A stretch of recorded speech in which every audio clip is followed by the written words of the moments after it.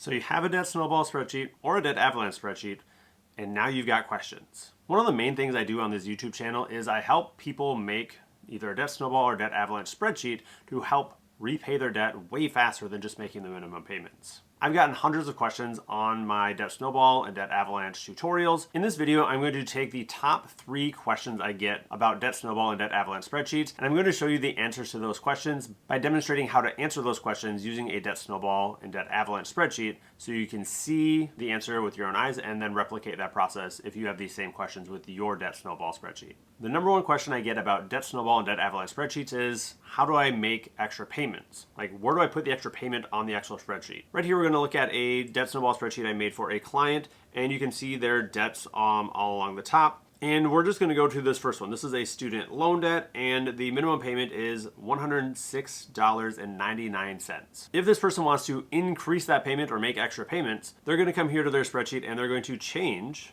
the amount in this payment column.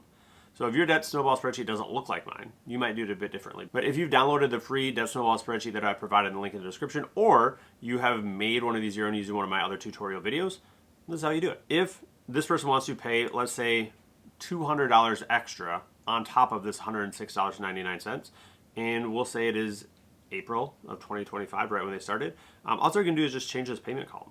They're going to change the amount they paid, add that 200 in, so this is going to be $306.99.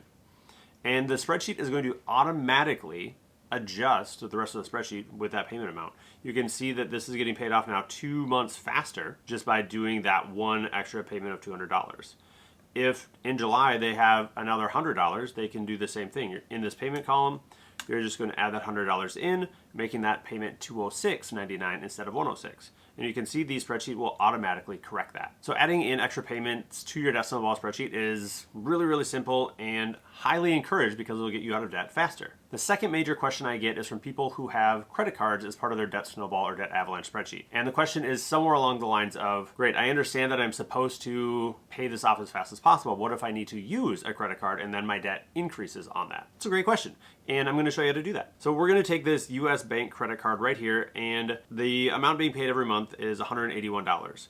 And so we're going to take in July for this person, if they had to use their credit card and put $1,000 on it to pay for like new tires or something like that, all you would do is you would change the amount in this total column for that month.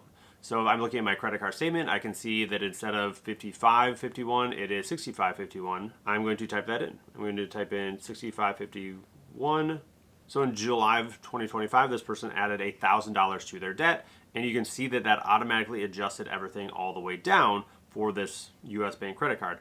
And we can see this previously would have been paid off in February 2028, but adding that extra $1,000 actually is not going to get this paid off as fast. So if you are using a debt snowball spreadsheet like this one, all you do is to adjust that is you're going to highlight those 3 columns, grab this little circle, and drag that down until that is in fact paid off.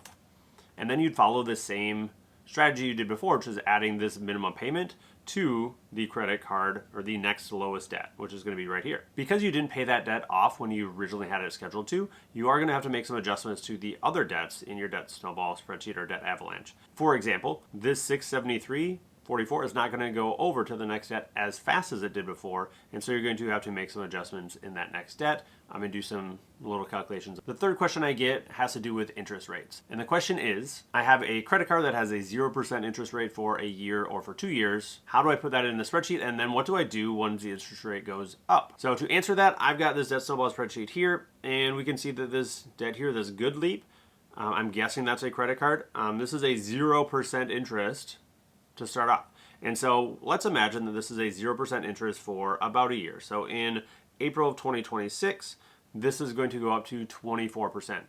All you do is keep it 0% until it goes up, and then we'll say it goes up to $24.99. In the interest column, you'll change that, and so it changes it for that 1 month, but we need it to apply for every month after that.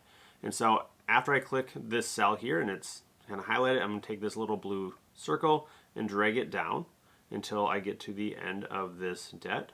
And you can see that that interest rate made a big difference for this debt getting paid off faster. It is now, instead of being paid off here, it's got $2,500 left. So interest rates matter a lot. Just like we did before, we're going to highlight all three and drag those down until it is paid off. And you can see that that added over a year to this person's debt just by having that interest rate. So if you've got a 0% interest rate credit card with only a certain amount of time that has 0% interest, try to really pay that off as fast as possible, because when that interest comes true, it's going to add a good amount of time potentially to paying off that debt. Hopefully this video has been helpful to answer some of your biggest questions about using your Debt Snowball spreadsheet. If you've got more questions, drop them down in the comments. I would love to answer more of your questions in future videos like this.